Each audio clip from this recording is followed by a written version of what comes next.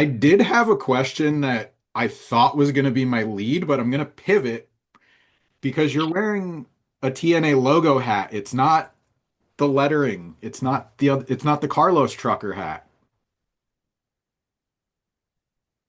Oh, okay. I shamed you into it.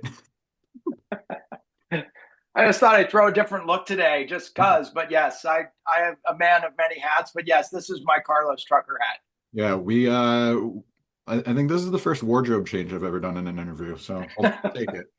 Uh how did that happen? Like, was that your idea? Because clearly it's popular, like people notice you. There was when Trick won the title, like that one still of you sitting in the crowd, like people have used that for memes. TNA selling it on Shop TNA now. That's why I said it's called the Carlos Trucker hat. How did that come up? Was that your idea, or was that somebody pitched it to you? No, it was just my idea.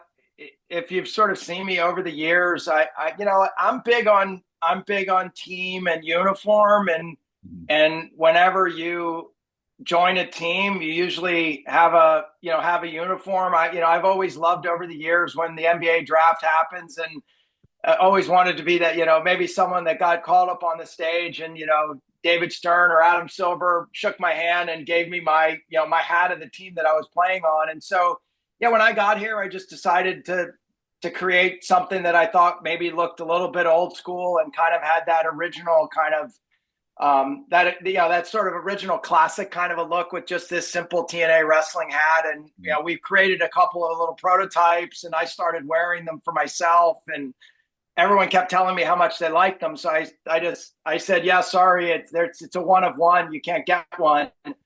And it was true because there was only a couple of them made that I made for myself. And then it just kind of kept growing. And then we decided that we'd start selling them. And a few people I've seen show up at the arenas wearing them. And it is part of my sort of weekend outfit.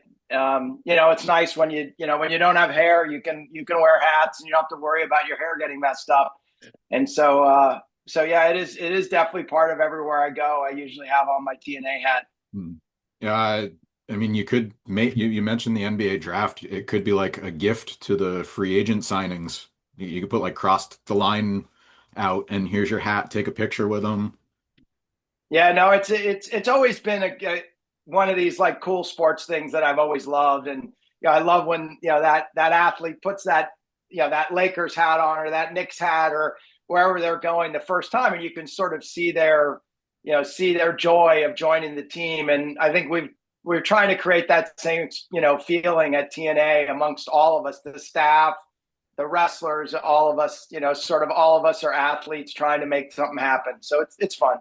So I mentioned I had another lead. I got to ask, there was big news announced. Slammiversary tickets, the seating has expanded. You put it out there on Twitter, but in that tweet, you said uh, the event is going to be phenomenal. Was that intentional? What can you tell me about that? Because people are reading into it. So there's very clearly a reference that people are making to AJ Styles. Can you expand on your comments? I mean, really nothing more than what's in the tweet. I mean, it is going to be a phenomenal night. And yeah, I mean, there's someone that, as phenomenal is a big part of their walkout. And, we think it's going to be a phenomenal night, and we'll sort of see how it goes, but it's exciting. I mean, AJ's been such a foundational historical wrestler that has made TNA what it is today too, and is now such a big superstar in WWE. And so, yeah, we opened up some seats. We're going to expand the floor a little bit. We were sort of bumping up against what we could do, and so we decided to just add in. I think we added in like 700 more seats on the floor with a small change that the operational team made, and so we wanted to just get it out there and let everyone know that it's going to be a phenomenal night. All right. Uh, I would say one of the biggest things of the year, obviously, and this, not just 2025, but the NXT TNA partnership has been very exciting for fans because it's not like, sporadic. It seems like almost every week there's something major going on. Both shows, you saw that last night. Like the Undertaker's calling out Trick Williams, who's the current TNA champion, and then you're seeing the winner take all match between Masha and JC Jane starting to, that just kind of got confirmed. So how has that partnership excelled where people compare it to the AEW and TNA partnership, whether it's fair or not? But how is that the current partnership, NXT and TNA? How has that excelled in areas that maybe you noticed the one with AEW couldn't, or maybe an unexpected way that now that you're in the thick of things, you're really seeing like the benefits of working and collaborating in that way? I don't know that I can really say about the AEW one. I mean, well before my time, and I haven't seen a lot of that on social. I mean, we're all on social, every day. It's part of it's part of the brand. It's part of what we all do. It's part of the fandom. Look, in the case of the WWE and NXT partnership, it's just accelerated in a big way over the last 60 and 90 days around all the things that you mentioned, and probably, I don't know if the first trigger was Royal Rumble or the first real trigger was WrestleMania with Joe running into WrestleMania with the belt and being the surprise, not just the belt, but also being the surprise wrestler against Randy Orton. Ever since then, I just think the way that we've all worked together, the way that the creative teams have, found it easy and seamless to work on creative, to move wrestlers around, to understand where we're going with the storylines, and then capitalize on the big shows that are important to all of the brands. I mean, obviously WrestleMania, the biggest show on the planet with the biggest brand. Great that TNA was invited and part of that.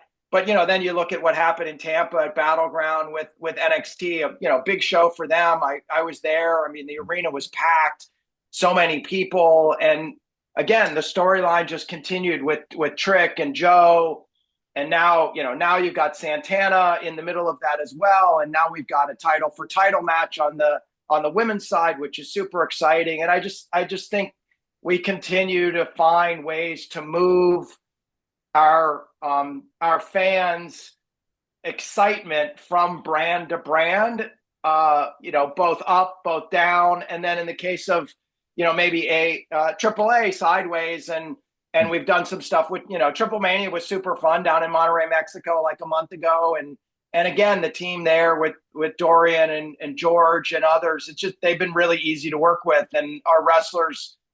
I mean, Joe had a great time at Monterrey. Like he ran in, came into the stadium with the Joe Henry song in Spanish. I mean, how cool was that? And so I just think there's a lot of it. And even this last weekend, Santina and Iguana were in a match together that also a mixed tag match, which was interesting. And again, the fans loved it. So I think we're just going to keep doing it. If the fans like it, we're in the business of making fans happy. That's what this sports and entertainment business is all about. And so far, so good. So we're keeping at it, and I think it's become pretty easy to work together for sure. Yeah. I was trying to be careful of how I phrased it because I know you weren't around for the first one, but like I've seen some comparisons, and then you look at like even more recently, it was like people talking about like was Joe Hendry at WrestleMania a success or not, and it's like, well, Joe thinks so, TNA thinks so, NXT and Randy Orton thinks so, so it's like, why is the argument there? But it's like, you know, it's nice to have a different perspective instead of just kind of getting into the mud, so to speak. But are there any limits on the partnership as far as like talent restrictions or any like how far out do you guys need to know like plans or talent availability, like stuff like that?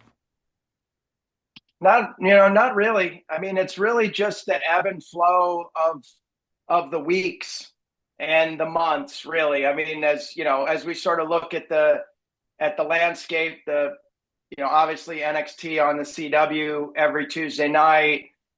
Some of the bigger WWE shows, AAA schedule's a little different. We're on every Thursday night with Impact. Sometimes we're live, sometimes we're taped. So we're just logistically working through all of that and how we move the wrestlers through the storylines. across it. We try to plan out as best we can, but in this wrestling business too, and people told me, I've been in the live sports and entertainment business my whole career. You got to stay light on your feet. You got to be willing to pivot. You got to be willing to make changes. And we are, and the partnership has also been that way with us. So it's really been great, and I think it'll continue. I think we're going to see a lot of excitement through the fall and into the winter as well. You mentioned broadcasting, like NXT's on the CW. I know you made some headlines for talking about the TV deal that TNA is pursuing. Any update on that? I know you mentioned you're looking to go potentially 52 weeks live a year. Any update on, how far along that is, when it might be announced? Yeah, no updates since the media tour last week that we were in New York running around and talking to a lot of folks. I mean, it's one of those day-to-day pieces. We have had a couple of calls since the media tour happened, because with all of these things, you have to keep the momentum going. I think it's a lot about all of these deals. When you're working on these bigger deals, you have to keep the momentum going with all the partners that you're talking to. I think the media and what we're doing at Slammiversary also helps to power these deals. And I think coming out of Slammiversary, I think it'll help us accelerate pushing those deals forward, because it's going to be our biggest night ever. It's going to be awesome. There's going to be so many great storylines and great buzz. And when you create great buzz, people want to work with you. Mhm. So yeah, no, nothing yet, Bill. But as soon as some things surface, I'm sure we'll get back on the horn and chat through hopefully some of the excitement around where we go next. 7 matches are confirmed for Slammiversary right now. Uh, we talked about, Trick Williams, NXT having a presence, and the winner take all, the title for title match. What are you most excited about this weekend? Whether it's a match, is there a particular talent that you think is really going to excel this weekend, or is there some element of the show that you're, looking forward to in particular now that this weekend is kind of approaching? I'm really looking forward to being in the kind of arena that we're going to be in at UBS Arena. I think TNA is long overdue to be elevated to the quality. And for all of the wrestlers, I mean, we talk with the wrestlers a lot. We spend a lot of time together. I know that they all perform when they get elevated too. And I think by going to UBS, being in New York City, the home of the Islanders, major NHL team with, championship banners hanging from the ceiling. I think that's just going to elevate everyone. I think the lineup of the matches, you can't really pick one, because every single match is great. And I also think every match has got a unique piece of the match itself. I mean, the ladder match being one of those that's probably, iconic in its own right. So I just am excited about being on such a big stage for our wrestlers, and looking forward to seeing them, perform for all the fans, and just having the place erupt. It's going to be great. This will be my last question, but speaking of the venue, UBS Arena, it was a big deal when people found out that this was going to be the site of Slammiversary. Selling very well. Obviously, we talked about expanding the seating. Is this something that we can maybe see some carry through to other bigger tentpole pay-per-views like a Bound for Glory in the fall? I think as we look at all of our pay-per-views and our big shows, we have to be thinking about how Slammiversary accelerates the presence and the venues that TNA goes into. I mean, we've already been in some great cities this year, and LA was a great show. I mean, we just had a great show in Pittsburgh. New York is New York. It's the biggest city. There's so many great cities, and I think the partnership with UBS Arena, John Ledecky, the owner of the Islanders, has been great to work with. We'd love to continue going back to UBS Arena, but like anything, that's on TNA, and that's on our staff and on our athletes to perform great on Sunday night. And I think if it comes off and we do have the biggest show we've ever had, which I think is gonna happen, we really hope that we'll be coming back to UBS Arena and other arenas like it, into the fall and certainly into 2026 as we lay out that schedule. All right. Slammiversary is this weekend.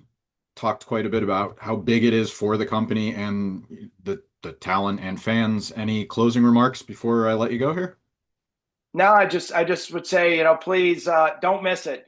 There's going to be so many things. You've talked about the 7 matches that have been announced. There's going to be some others. There's going to be some oh my god moments, and we just hope everyone enjoys it, and look forward to building this and continuing to make TNA great together. All right. Thank you very much for the time. And I'm sorry or I guess thank you for the wardrobe change, but I'm sorry I shamed you into wearing that. No, not at all. I was glad to do it. Thanks, Bill. All right. You have a great day. We'll talk Talk soon. soon.